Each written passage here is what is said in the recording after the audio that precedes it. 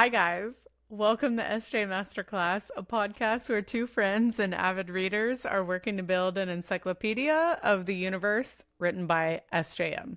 And we are going to go wherever the conversation leads us.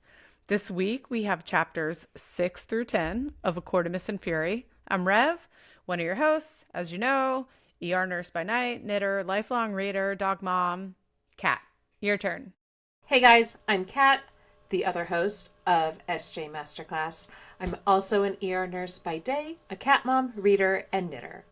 Each episode, we're going to start with a brief review of the chapters that we're focusing on, and then we're going to get into the nitty-gritty details. This podcast will be extremely spoiler-heavy for both ACOTAR and SJM's other works. So listen at your own risk. We're excited for you to be joining our awesome book club, and I can't wait to get into chapters 5 through 10. Rev, let's do it. Hey, Kat, I was going to get into the chapter review like we usually do, but I have a question for you. I would like for you to fancast Rhysand, because these chapters we are getting into Rhysand, and I want a mental picture in my head who we are looking at. Who are we looking at? Rhysand is just such a good character to fan cast. So I am going to send you pictures. Okay, I have my phone right have your here phone ready. And I'm waiting. First one, I feel like this is an obvious one. Henry Cavill. Oh, girl, you know I feel bad. Like Henry Cavill, he's literally perfect. He is, because he has the eyes, he has the hair, Second one is Tom Ellis from Lucifer. If you just gave him contacts. And he's... And then my final one, 100% Damon Salvatore. Yes. Also, I know him best. I know everybody knows him from Vampire Diaries, but I know him from Lost. Okay. He's an attractive son of a gun. Sending you mine, and it is Dave Franco. I know really Dave not very tall. No, okay, I see it. Franco is taller. Do you see all these pictures? Yeah. He's got that like smarmy charm. Would I have kept from telling you all day when we have been talking that I was like, I'm only going to share it on the podcast, and I wanted to say to you so much. I did not read Rhysand and try to find someone that looked like him. I read Rhysand, and this is the face that came into my head. So I didn't force it. When I have read Rhysand starting, what did we say? Spring 2022 is when we read everything. This is the face that I see of Rhysand, and yes, Dave Franco. I don't disagree. I'm here for you. He's got the widow's peak. He's got the grin. He's got those eyebrows. He's very got the chiseled. eyes that could just look at you like, say something else. Okay. All right. We did Fancast. Okay, I think I have to get into the chapter review. I have to stop thinking about Henry Cavill. We're doing chapters 5 through 10. So we're doing 6 chapters. Chapter 5. Rhys shows and takes Feyre away from the wedding, heading to Night Court. Rhys explains that he knows her struggle due to the bond that they share via their magical bargain. She spends her first overnight at the House of Wind in Night Court. The next day, the magical bond tugs at Feyre's mind to come to breakfast, and Rhys tells her he is going to teach her to read. Chapter 6. We get to see a little playful interaction with some flirty, sassy banter coming from Rhys. We meet Mor for the first time. Feyre learns about mind shielding, and Rhys starts her reading and writing lessons. Next, Feyre learns more about what powers she might possess as Rhys starts telling her about Hybern's likely plans. We learn that he wants Feyre's help searching for something. He's not yet said what it is. We first hear about the Illyrians. We will learn a lot more about the Illyrians in the future. We also learn of the attack on the priestesses in the Night Court. Rhysand takes a special affront to this.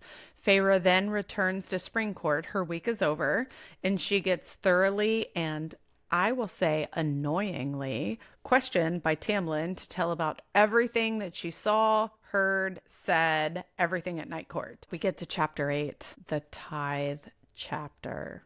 Cat, this chapter.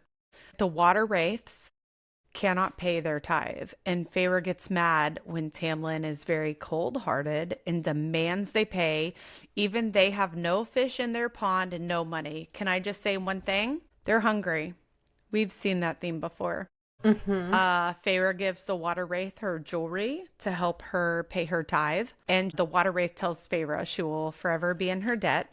Tamlin is super angry about this. Feyre accidentally enters into Lucien's mind and wonders if this is part of the kernel of power that she got from Rhys. Chapter 9, Tamlin gives Feyre a gift. It's a paint set, and he gives it to her as an apology for fighting with Feyre about where Feyre helps the water wraith. Feyre tries to explain to Tamlin that she's having depressed feelings, depressed actions, depressed emotions. And as she is trying to tell her feelings to Tamlin, he loses control and explodes the entire paint set amongst everything else in the room. Last chapter, Feyre crouches down, and when Tamlin tries to approach her to apologize for exploding everything, she realizes she has made an invisible barrier between them. And then Rhys shows up again, right on time. Looks like 3 weeks have passed, and it's time to return to Night Court. Cat, get us started into the details. Unlike the last book where I felt like there were a lot of quotes I wanted to talk about, this one feels more like so many comparisons between this book and the last book. So I want to talk on a broad spectrum of when Feyre goes to the Night Court. At one point, Rhys says to her, "You're not a prisoner. You can walk wherever you want to go. No one is going to hurt you. There is a kingdom under this mountain. Everyone knows if they come in here, they're dead. You are safe here." What do you think Tamlin would do if the situations were reversed? Because I feel like we get a little bit of this in ACOTAR, but by the end of ACOTAR, we learned that that was all a lie, that it was all to try and make her fall in love with him. What do you think Tamlin would do in this situation? I think Tamlin would keep her, obviously, confined to a few rooms, but I think he would give her designated contacts like Alice. Obviously, Night Court has Caradwyn and Nuala, but I think he would give maybe Lucien. I think he would not answer questions. I think he would give her very limited information. And as per the chapters dictate, he would tell her, you only know what you need to know, and you should ignore the rest of it. I feel like that's very different from what Rhysand is like. This is your oyster.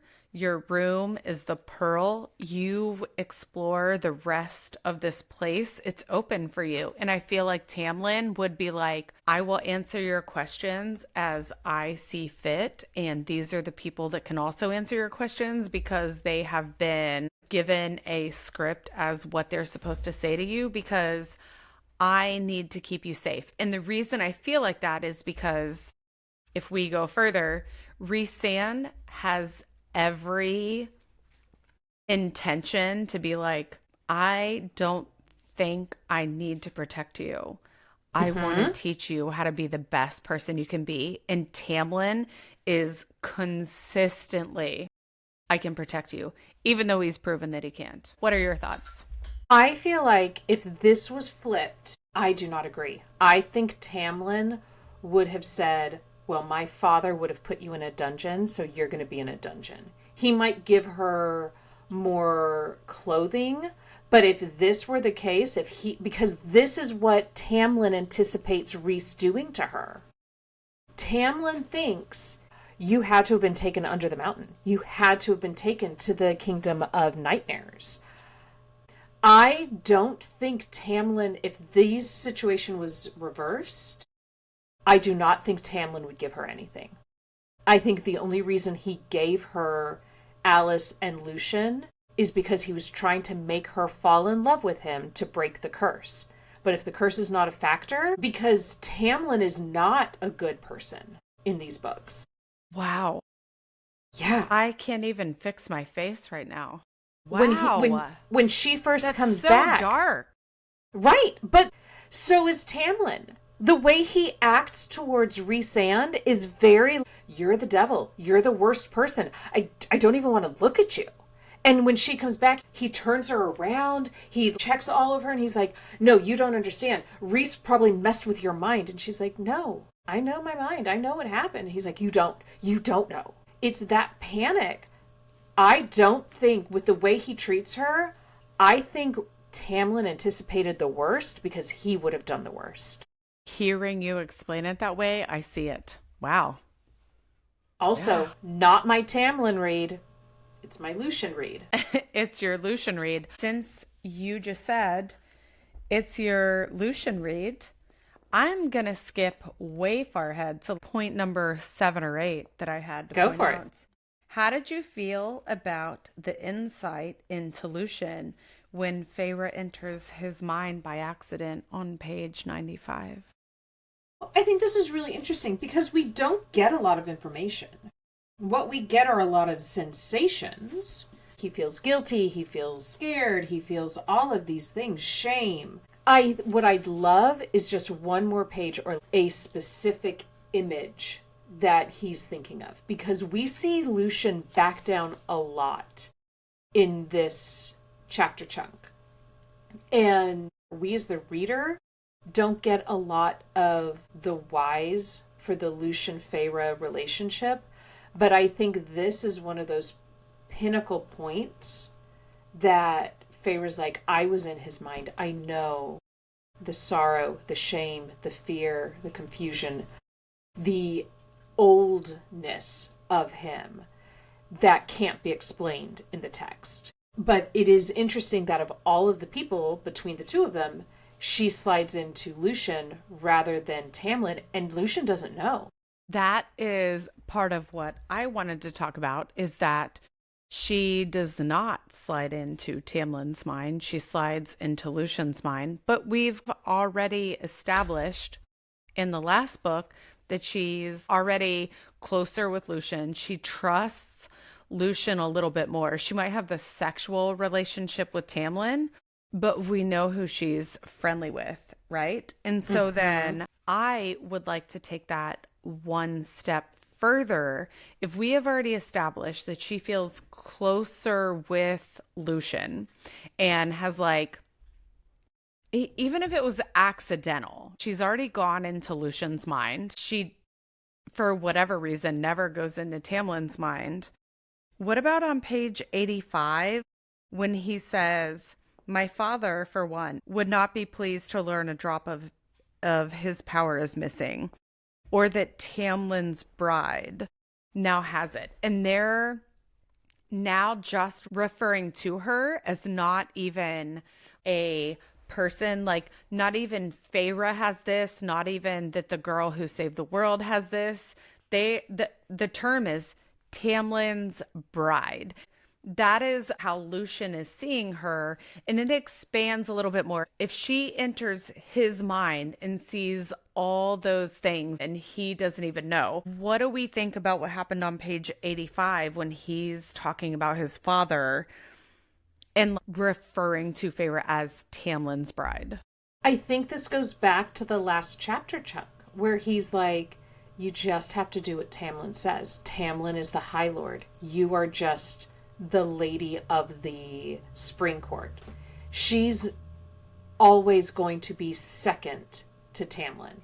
So I love this transition because it is actually Rhys who's like, maybe you're a high lady.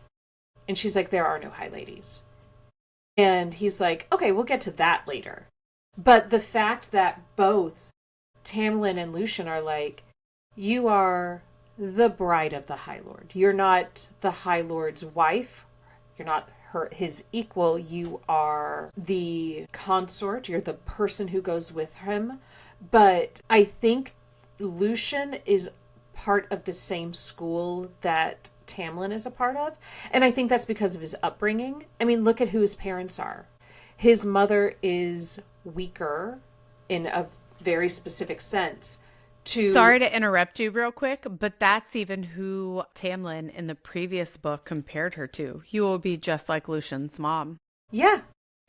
Later on, we will find in book 3 when the lady of the Winter Court is like, she's a high lady? I want to be a high lady. This spreads, but it's the fact that the High Lord of the Winter Court is like, ugh, why did you have to say this? Of course you're going to be my high lady because I love you and I've loved you for 50 years.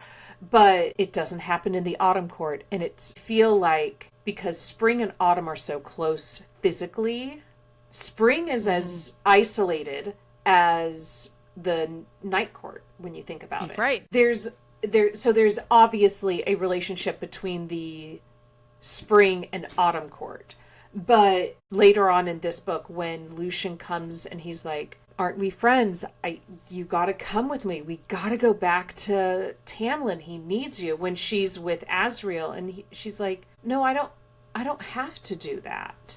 Lucien is as brainwashed as Feyre was in book 1, but he's been brainwashed for a long time, or a longer time. I'm interested in seeing how the glimpses we get of him, because we don't see him a lot in this book.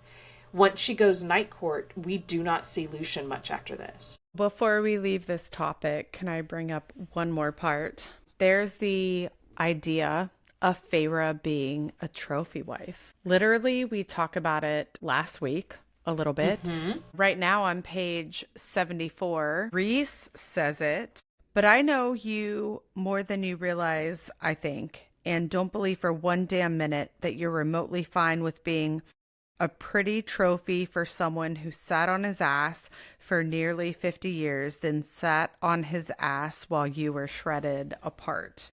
The idea of her being trophy wife, I have so many more quotes throughout this chapter chunk. But also, real quick before we go on, page 93, she says it herself at the top. She inclined her head slightly, not a full bow, because I was no one. It's to the water wraith when she's giving her gold to help her pay the tithe. I was the High Lord's plaything. Even Feyre recognizes how she is treated. There's so much about her just being treated in this way. Go on. Here's what I think about this topic.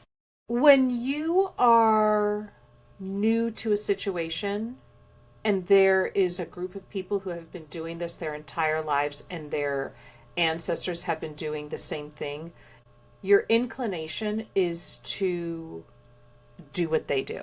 It's like when you are new at your job, you don't go in guns a-blazing saying, I know how to do this job, or you shouldn't. You go in saying, teach me the way of your job.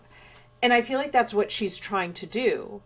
But while she is dealing with this, there's someone else, like the devil on her shoulder, the High Lord of the Night Court, saying, you are better than this, and you know it.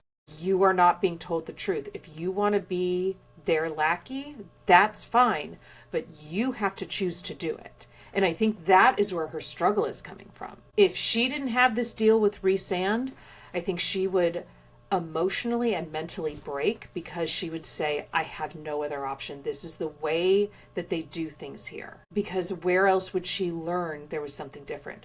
She's not going to learn it at the Spring Court. Ianthe's not going to tell her anything different. She's not going to learn it at the Autumn Court. Where would she learn something different? Her deal with the Night Court is actually the thing that saves her.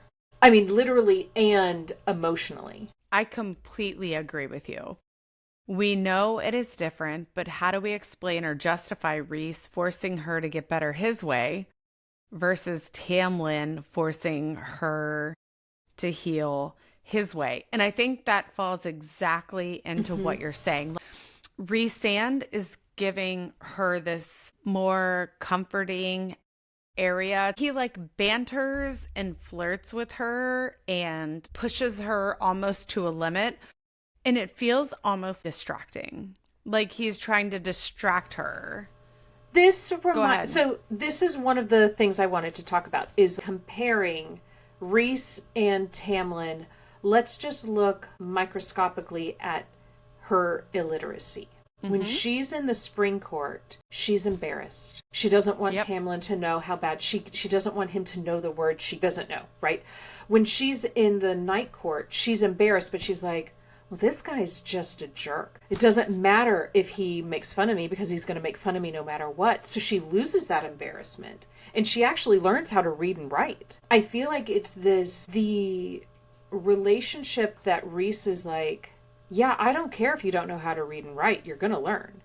She almost drops that layer of self where she's hyper aware because she doesn't want Lucien to know that she can't do these things. She doesn't want Tamlin to know that she can't do these things. Rhys already knows. So she's going to do it. It's just a difference of approach, I think. He hangs out and watches her and she's like, don't you have anything better to do? And he's like, yeah, I do, but I'm choosing to spend my time here. I think it's just, their contrasting is very interesting. Yeah, it goes all the way back to Under the Mountain. He's saving her from depression and despair. Over and over. Again and again. And even though Feyre doesn't realize it, for the second time around, right? This is round 2 where she's dealing with Rhys. She doesn't realize that he's saving her, but he does it anyway. At one point in time, she says, what you did to me under the mountain. And a couple pages later, he's like, did you tell anyone what I actually did to you under the mountain? And she just, let's talk about something else. Right. She's like, no. He is doing the work. And this is, again, one of his insights. I think you phrased it last book and you were like, he's playing with her.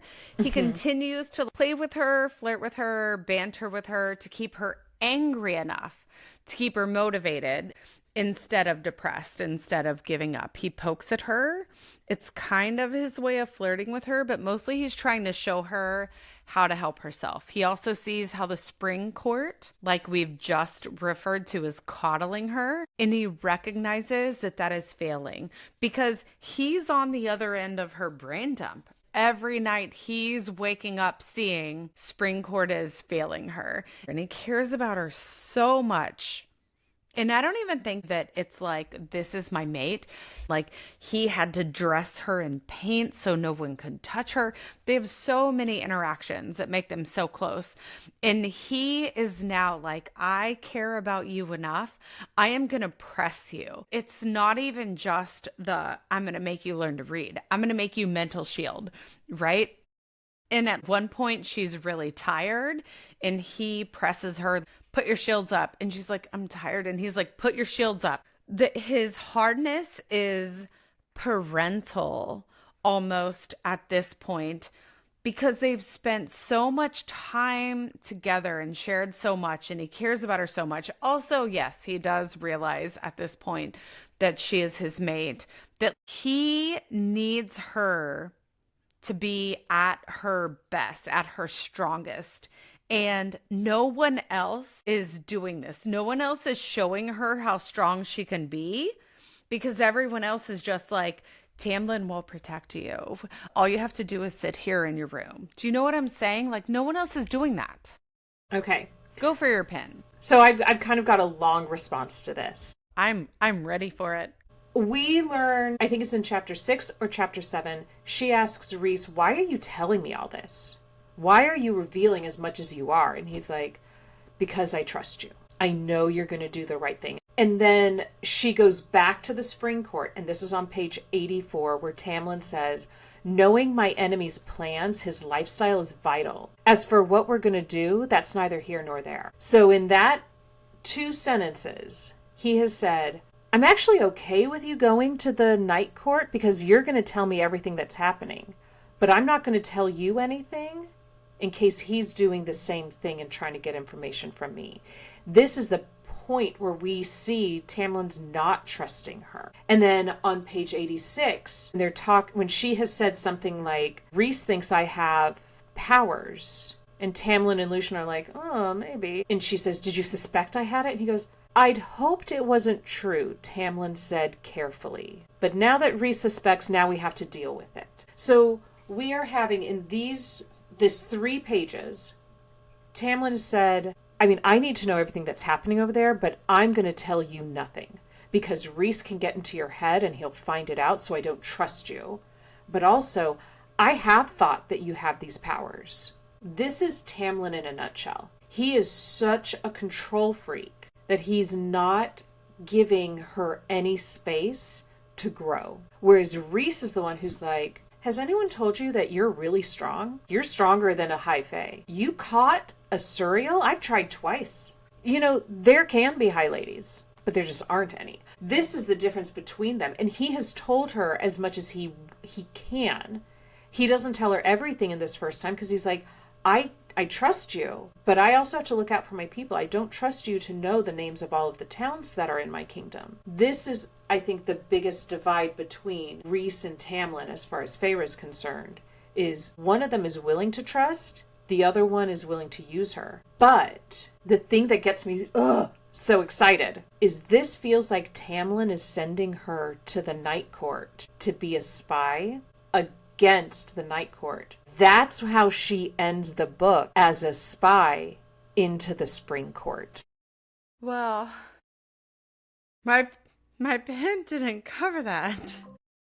When I realized that Tamlin was using her as a spy, I was like, oh my God. Dude, I have it, but it's under a completely different point. And she even says, I didn't realize I was a spy on page 84. Yeah, I know. I literally have page 83 and 84 justifies his abuse. Anyway,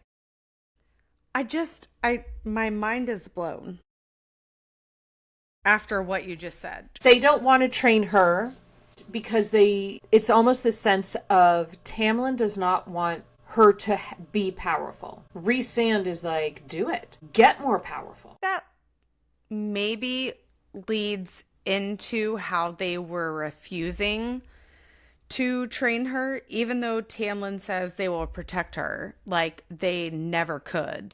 They never have, right? She ended up in Amorantha's realm. And now that makes sense why he refuses to train her. He wants to continue to spy on the Night Court.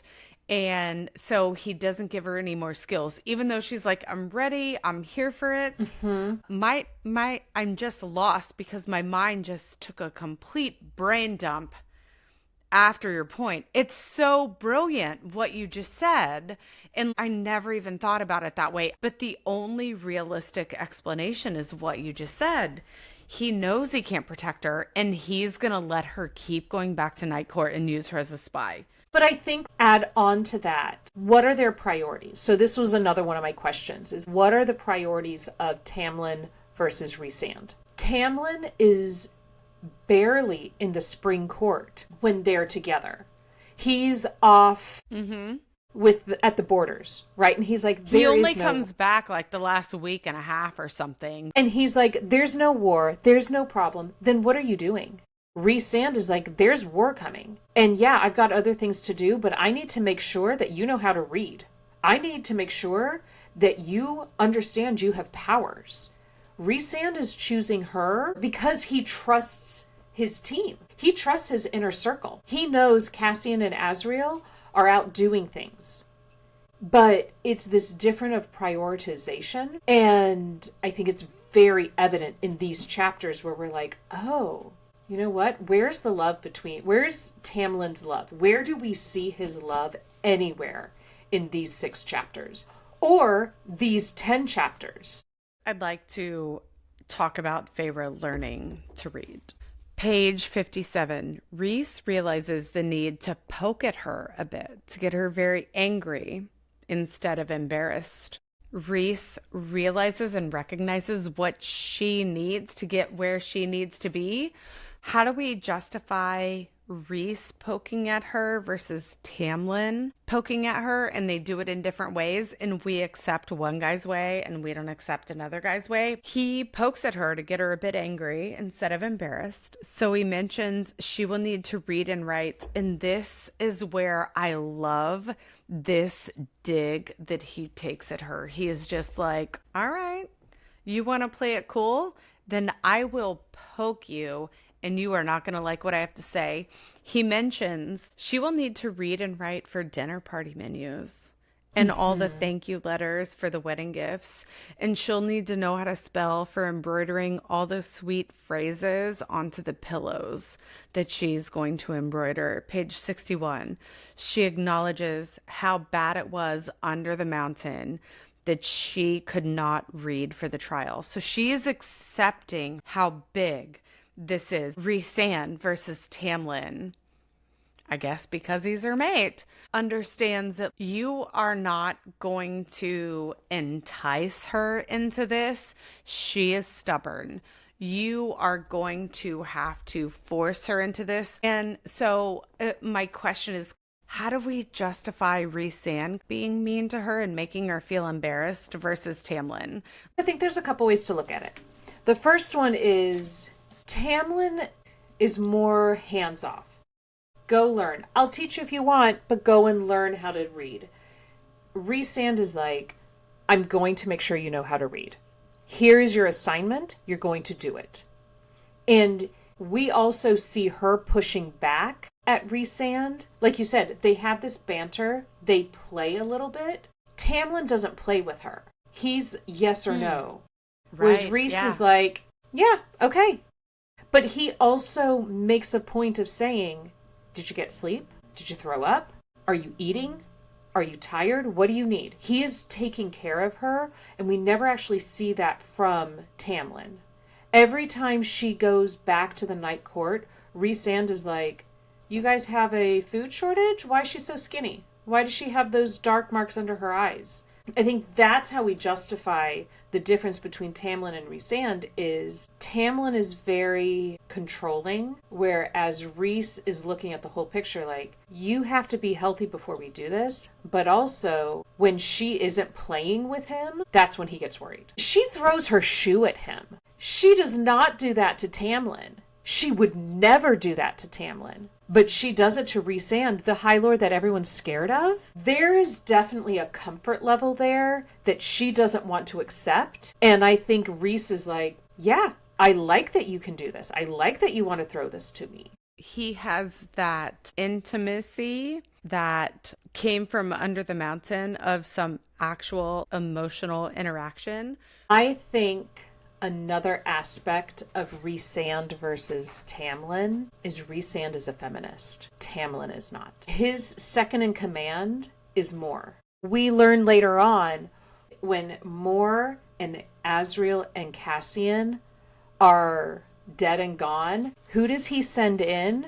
It's not the Illyrian warriors. He sends in Amren. She's his last resort. The fact that his relationship with his mother and sister, the relationship he has with all of the priestesses, the fact that he's the one who brings up a high lady, Rhysand is not intimidated by female power.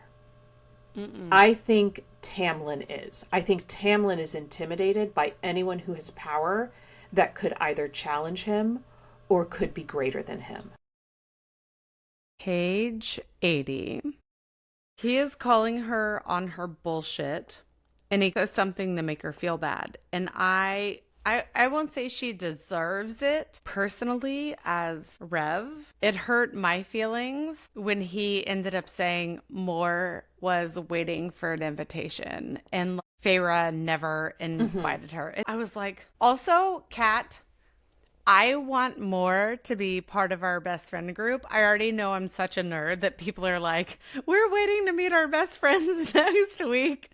And I said that last episode. We connect to people in real life. Connect to a lot of people. We're really cool. We do. We are so good at connecting to people that they confuse us and think we are the same Often. person. But I felt that when Rhys said that, I felt like he was implying that Mor's feelings were hurt because she was stepping back and waiting to be invited. And I know Mor doesn't need it. She can step into anywhere, into anything and be like, I'm here. What's up, bitches? But I have this written down. I would lay my life down for that woman. I have a bestie crush on her, but Rhys gives her the opportunity to invite her and Feyre doesn't, and Feyre goes back to the spring court, but Rhys calls her on her BS and he lets her know You could have invited her. Mm-hmm. And do you have any feelings about that? I don't know that it's him trying to make her feel bad. I think it's him saying, you are not limited in your friends here. But also at the same time, she is, because she only has Nuala, Caradwyn, and more to talk to. She's already traumatized being taken from her home. So I don't know that it's him trying to make her feel bad, but I do think it's him saying, you have options. Next month, you have options. Well, like he's just pointing it out, not calling her out.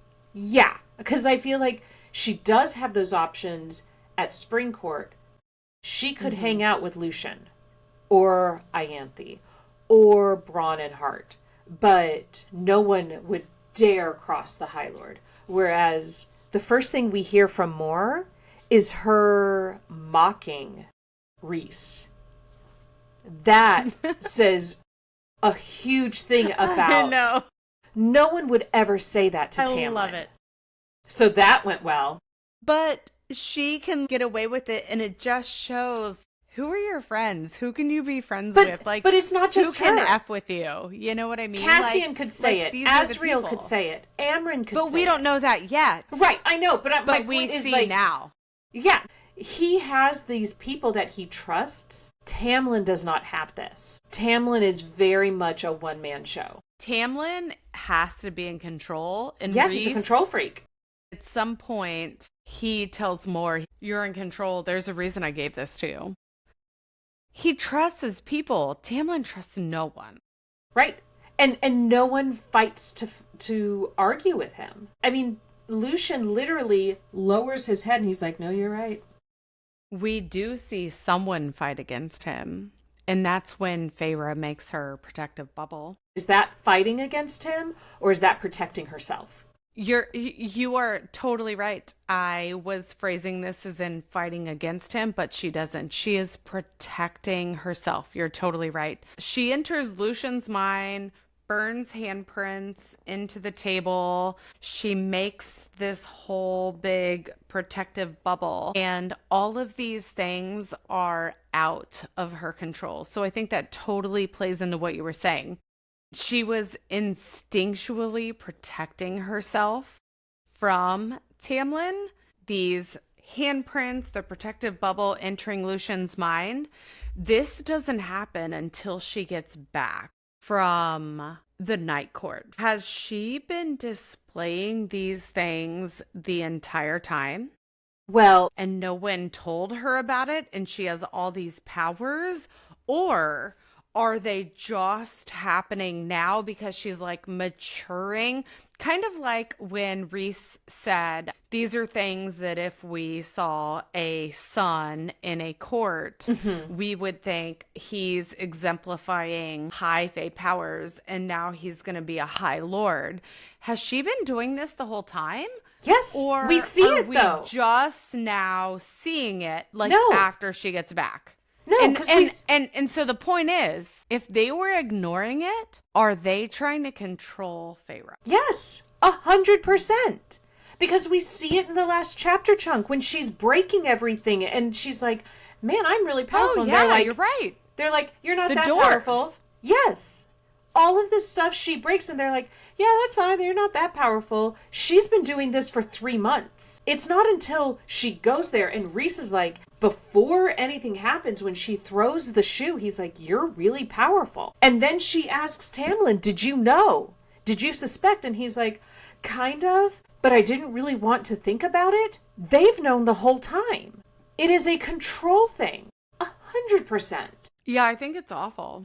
They're like controlling her. The whole second half of chapter 7, we have lots of people justifying Tamlin's behavior of control. And she's like, what had it been like to imagine me in his enemy's hands after seeing what Amorantha had done to me? She's trying to justify he's okay with being overprotective. On page 102, he also justifies it by saying, I'll try to be better. I can't control it sometimes, the rage. Today was just bad. with the tithe and all of it. Let's forget it. Let's just move past it, please. And then Lucien on page 94 and 95. Lucien took a deep breath. This is when she's talking about everything that has happened. And he's like, Lucien took a deep breath. Here we go. And then on 95, Lucien lowered his head. I feel like we have everyone involved in this situation except for Rhysand justifying putting someone down. That's part of domestic abuse, is when you make them feel like they shouldn't have the feelings that they're feeling. Please go ahead for your pin. When we see Feyre throw her shoe at Rhys, I feel like that's old Feyre coming back. It's almost a spark. And that is the Feyre of chapters 1 through 5 of ACOTAR. On page 103, she says, I didn't have the nerve to wonder what I wanted or needed now, who I had become. When she goes back into the... I know. Yeah. When she goes back to the spring court, it is a depression that hits her. But then on page 106, she says, but I'd had enough of fighting and snarling and going back to that open, serene palace atop the mountain. It seemed better than hiding in the library. She has, within 6 chapters, the night court has become her sanctuary. This is important characterization where it's just these little nuggets of she already can see she's not going to be scared. She's not going to be worried about what she's going to say when she goes to the night court.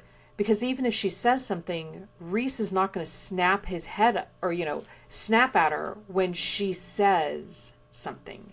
On page 106, they are telling her to be docile. Just under halfway up. Feyre, do you need to know these things? Is it not enough for you to recover in peace? You've earned that for yourself. We're just telling her, calm down. When you do a lot of work, you're just like, yeah, can't I take 5 minutes? But she's actively saying, no, I don't want that 5 minutes. And they're saying, can't you just relax, learn how to be in this body? But they're not teaching her how to be in this body. That's the difference. When you look at somebody and you're like, just calm down, that never works. What you need to say is, I see what you are going through, and you actively listen, you rephrase to someone, I hear you are going through this. And they are not doing that for Feyre. They're just expecting her to say, you're going to protect me even though you have never been able to protect me. And they also maybe realize that her powers are so strong that if they let her get out of their control, she's going to be the Feyre. I think that's the fear, is because Lucien even says, if my father finds out you have this power, he'll go after you. So there is that sense of like, we have to protect you.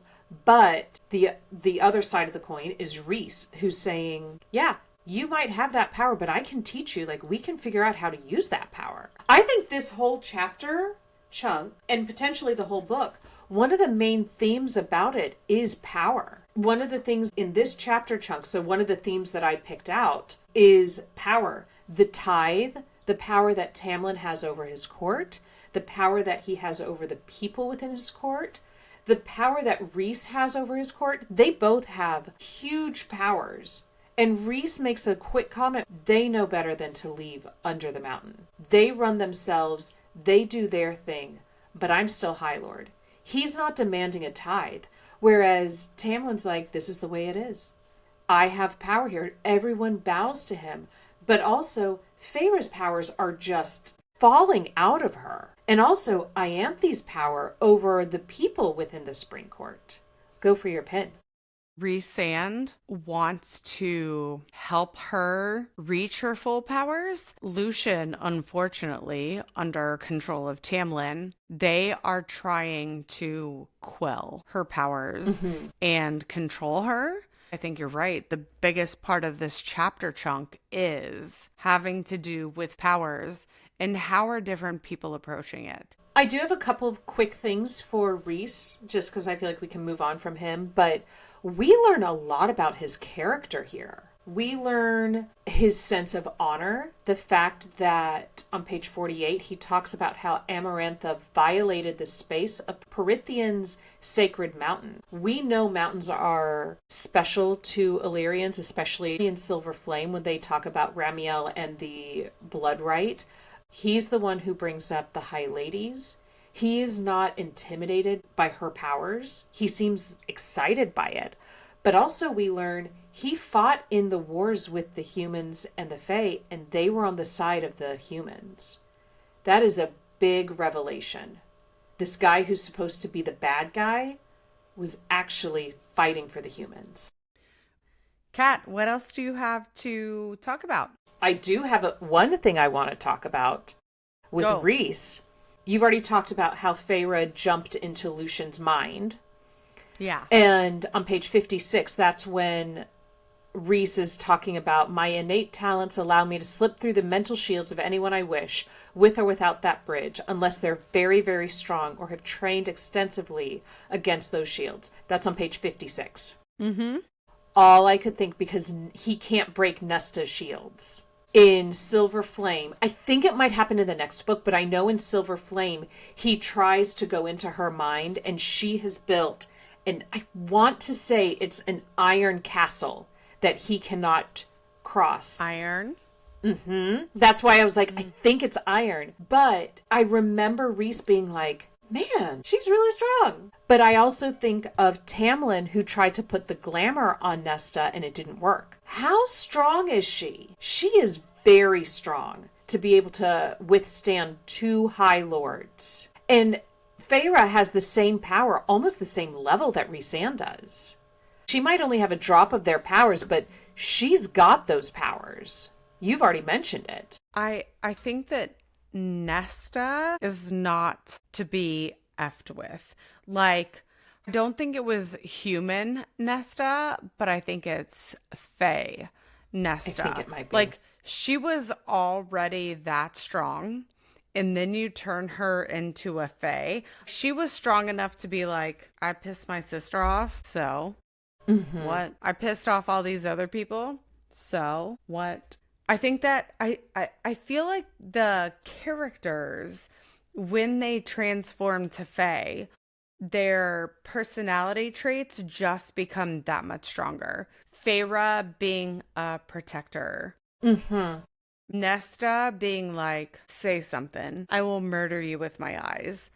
And Elaine, her being loving and affectionate. I think we're going to see that in the future. Like, their strongest traits just become stronger. Mm-hmm. So that makes sense that they're trying to invade Nesta's mind. Good luck. You couldn't even do it when she was a human. Right. Like, it couldn't do it when she was a human. When he was describing it. But also, so I'm going to do a quick crossover, which I know I've seen in multiple places, but it's always stuck out to me, is when Rhys is describing winnowing. And she's like, how do you do that thing? And he's like, winnowing? Think of it as this. And so this is on page 77, 78 of ACOMAF, where he's like, it's two pieces of a cloth. At one point you're in one part of the world and then you cross over. And he's like, it's a rare gift and a helpful one. Though only the stronger Fae can do it, the more powerful you are, the farther you can jump between places. In Empire of Storms, in the Throne of Glass series, pages 449 through 450, Fenris describes it because he can do the same thing. He can't do long jumps, but he can do little ones. And he says, no one knows. And he had to take so much power to cross them. Yes. So many people. It takes more out of him. And he says, no one knows where it comes from, what it is. But it lets me slip between folds in the world, only short distances and only a few times before I'm drained, but it's useful in the killing field. And just the way that Rhys describes it as 2 points of a cloth that are folded together, and Fenris does it as a folding piece of the world. Fenris not is weaker than Rhys, but he has a lesser power in this than Rhysand does. It is because he is winnowing, and I don't think anyone in Crescent City winnows, but I want to pay attention to see if they do. They all Night Court can winnow and try to teach Feyre how to do that. So I think you're right. I think it shows an amount of power, how far you can winnow, how often you can winnow, and then Feyre can winnow. Yes. And over long distances. But also she can't at first. And is that just like lack of knowledge of her power, lack of knowledge of knowing how to do it? Lack of training. Right. Don't forget, she's so new to this. And they've been doing this for 500 years. She was just human. Mm-hmm. Yeah. All right, let me kind of go through my notes here. I only have one last thing.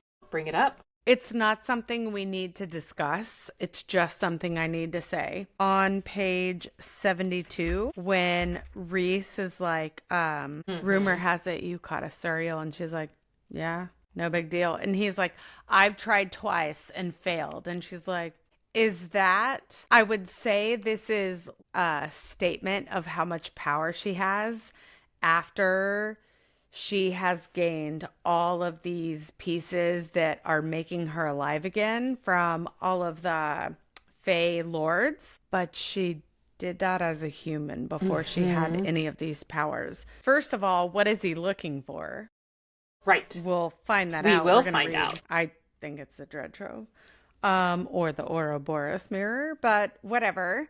But also, like, if he couldn't catch a Suriel as effing Rhysand, and she could do it as a human? What are we saying about her power now that we've already talked about this entire episode, that she has now all the powers of every single court? Yeah, it's pretty big.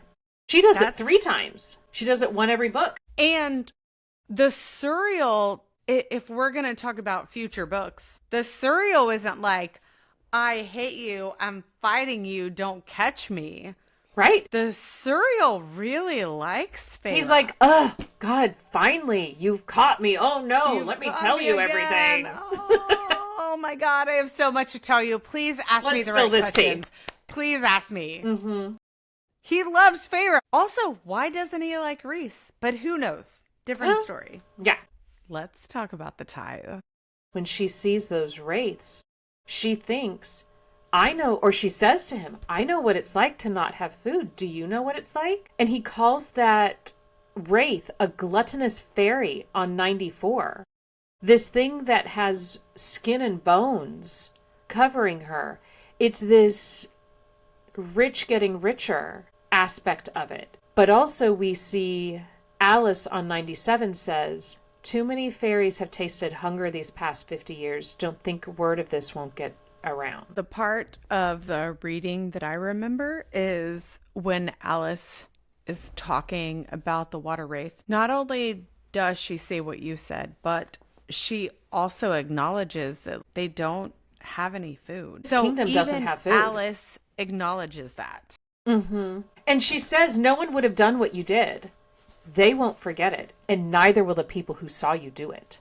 And the way that Tamlin interprets that is great. All these people are going to continue to ask me for, what would you call that? A relief from them have to paying the generosity. tithes. Anyone who's, yeah. And the way Feyre sees it is people are going hungry in your lands, and you can't see that. The disjointed way that they are looking at that, I think really shows why. Sure, maybe they connect physically. Sure, lots of people do. Lots of people want to have sex. But Rhysand comes at her, and so does Azriel, and so does Cassian, and so does Mor.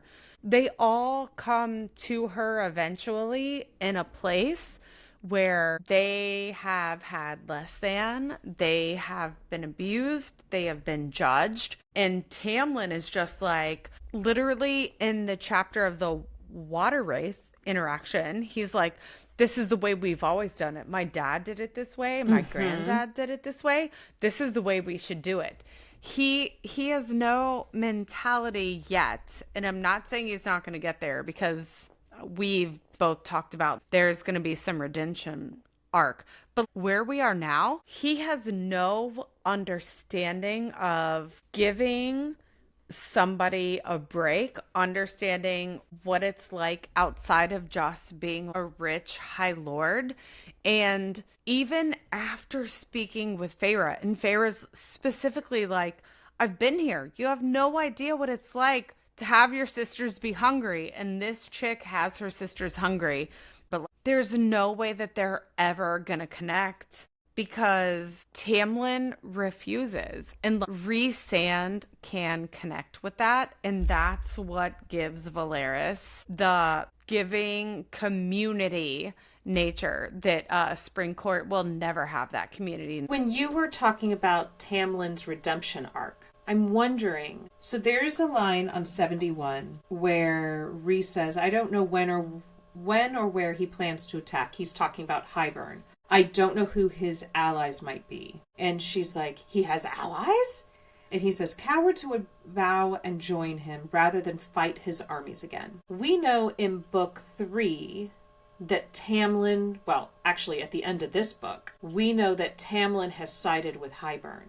Do you think the times now when he's saying he's going to the border, he's actually going to Hybern?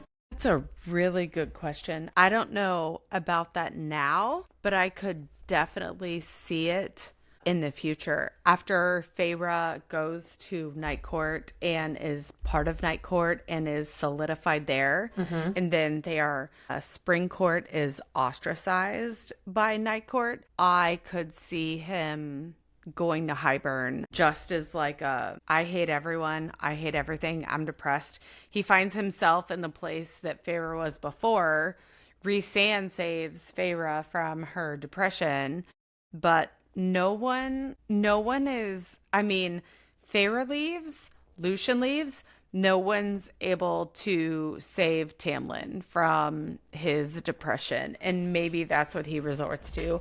I don't think it's now, but also it is a really cause of concern because I never thought about that. What if he is, and we are still having the conversation even in book 2, does he love Feyre or does he not love Feyre? He doesn't lose Lucien until book 3, but he sides with Hybern at the end of this book. Right, when Nesta and Elaine have to go into the cauldron. Yes, and she breaks the bond, quote unquote. So is he doing that now? Yeah, that's the question. Is he totally not loving Feyre the entire time and setting her sisters up for failure? We've also said she's a possession to him. It's not about love. Where does Ianthe play into this? So I do have a small Ianthe section. This goes to what Rhys talks about this in, I think it's chapter 8. On 71, we have Rhysand saying, we now have several untested High Lords, broken courts with high priestesses angling for control like wolves around a carcass. I think that is what Ianthe is about. She's just about power. She's about making sure she's connected to the most powerful person she can be. We know from this book that Ianthe tried to get with Rhysand, the most powerful High Lord, and he said no. So she went to the next one that she could, which we assume is Tamlin. I think that's what her game is looking out for number 1.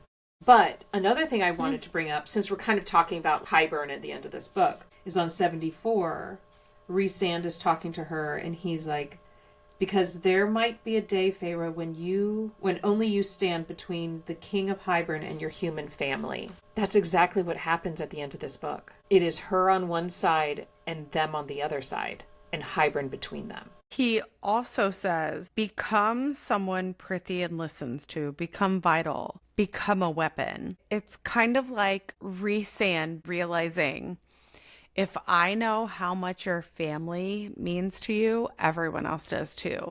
Realizing her family will be used against her. And the way his family was used against him. And the way he used Tamlin's family against Tamlin. And above that, he says, you've got another choice. You can master whatever powers we gave you and make it count. And so I feel like that quote, more than anything else in this book, shows that you're going to have to step up and you are going to have powers, but are you going to make it count? That also comes in the play with what you were saying. Her sisters standing across from her. Here's the little bathtub. Going to be strong enough? Is she going to stand up against Hybern? Unfortunately, she doesn't get to save her sisters. Fortunately, not saving her sisters gets us to somewhere else. There's so much introspection to be had about what is said and how that directs the rest of the book series. And these little nuggets that are here, we know what happens later on. Rhys is a super powerful High Lord, but his power isn't good on Nesta. Okay, so I've got 2 crossovers / comparisons. This is going back to last season in ACOTAR. It's on page 375. I let the sounds ravage me, let them lay me flat and run over my body with their drums. Up and up, building to a palace in the sky, a hall of alabaster and moonstone, where all that was lovely and kind and fantastic dwelled in peace. And then page 45 of ACOMAF. I smelled jasmine first, then saw stars, a sea of stars flickering beyond glowing pillars of moonstone that framed the sweeping view of endless snow-capped mountains. Welcome to the night court. She sees this palace when she gets the music from Rhysand in the last book. And we talked about it then. But then also on page 27 of ACOTAR, one of the High Fae could turn your bones to dust from 100 yards away. Page 49 of ACOMAF. This is after she's thrown the shoe. He's hissed and lowered the shoe, his eyes meeting mine as the silk dissolved into glittering black dust in his fist. His fingers uncurled, the last of the sparkling ashes blowing into oblivion. The way Sarah J. Maas is writing these books is very intentional. The images that she uses, the way that she is framing the world building is very intentional. And I mean, for me, it's why we're doing this podcast, right? To make sure we can say, is there anyone in Throne of Glass that can create the dust? Is there anyone in Crescent City who can create the dust? Is there another Moonstone Palace somewhere in one of these universes? It's these little things that I want to pay attention to. I will say, in Throne of Glass, the closest thing I can think of to a Moonstone Palace is Maeve's palace. Yes. In my head, it is so shimmery and shiny. It glows in the moonlight. I don't remember what kind of stone or what color it is, but I do want to pay attention to it because same. That's the only stone I can think of. I want to note that Caradwyn in Celtic mythology is the goddess of transformation, rebirth, but she's also a keeper of a magical cauldron, which the cauldron is a huge thing in ACOTAR. Cauldron, huh? What does the cauldron have to do with this book series? Again, she knows what she's writing. I do want to talk a little bit about Hybern if we can. We learn a lot about him. On page 70, the King of Hybern has been planning his campaign to reclaim the world south of the Wall for over 100 years. And then Rhys says, Amorantha was an experiment. Yeah. But this kind of counters what we learn in ACOTAR, where we learn that, or it's implied that she sailed over to Prythian without Hybern going solo. Yeah, like without she was Hybern's trying knowledge. To do it on her own. Yeah. Yeah. Did he know or did he not know? Because now we're getting it from Rhys's perspective, and Rhys would know more than Tamlin or Alice. What's the truth? My opinion after reading this is that Amorantha came here planning to do her thing. And I think that this opinion comes from thinking she is like Maeve, thinking she is like the Valg, that she just wanted to come over here and do her thing. I don't know what race Hybern is. Maybe he could be Valg. Maybe he could be a Prince of Hell. But nobody knows. And I also found that very confusing. It kind of sounds like initially when I was reading this book series, Amorantha comes over to do her thing to try to kind of get control. But then reading A Court of Mist and Fury, it sounds like Hybern knew what she was doing and it was an experiment.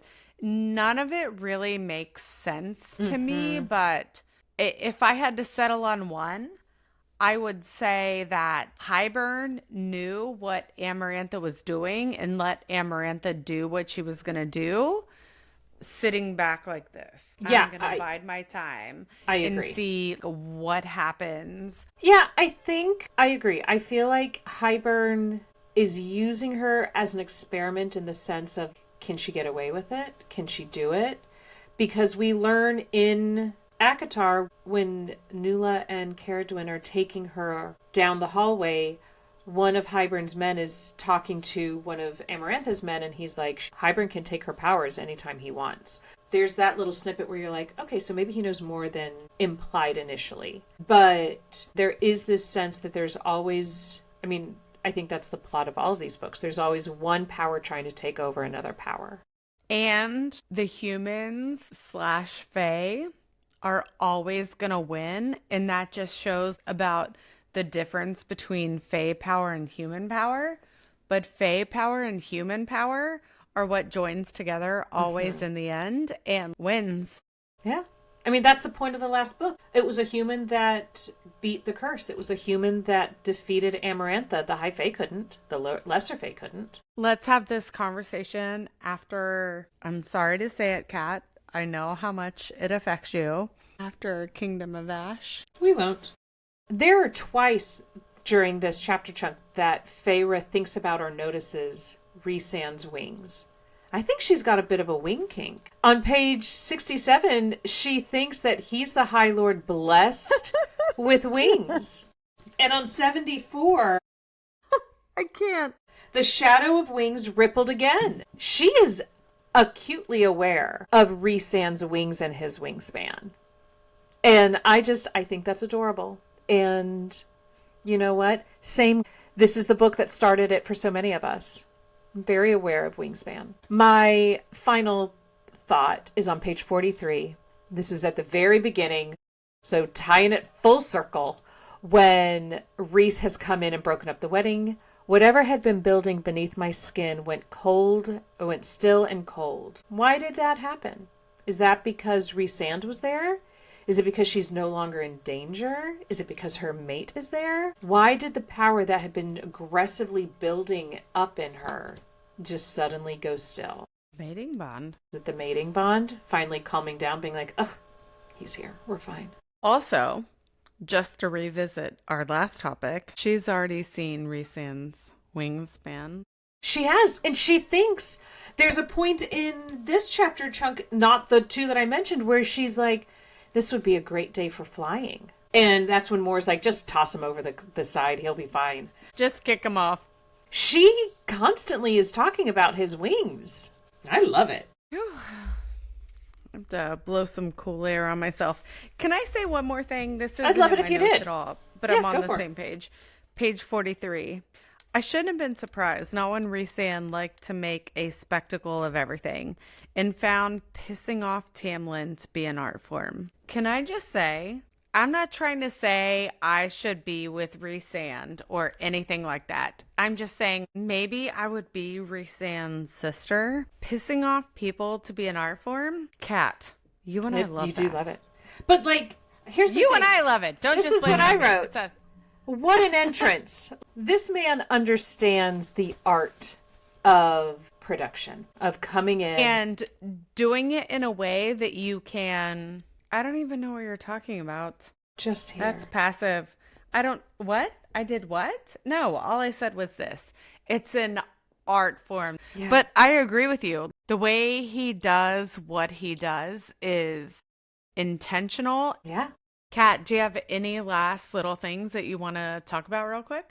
I don't think so. I think that covers everything I was going to say. Oh, great. Well, I think that finishes the episode. Next week, we will be reading chapters 11 through 15 of A Court of Mist and Fury. Kat, do you know what happens at the end of that? I don't. I'll find out when I read it. I'm just going to give everybody a little briefing. We're going to meet Cassian and Azrael. that's what happens next. If you like this episode, please like and subscribe below or wherever you get podcasts. We can also be found on Instagram at SJ Masterclass. Masterclass has 2 A's, SJMAAS, and by email at sjmasterclass@gmail.com. We want to hear from you. What did you think of our episode? What did you think about our thoughts? Let us know in the comments. What are you doing right now? What are you doing later tonight, Kat? I'll tell you what I could really go for right now is a big old margarita. A margarita? Do you want to go and edit this episode maybe with a margarita? Maybe in 15 minutes? I could definitely see you in 15 minutes. Let's do it. I'll see you there. All right. Bye, guys. Bye.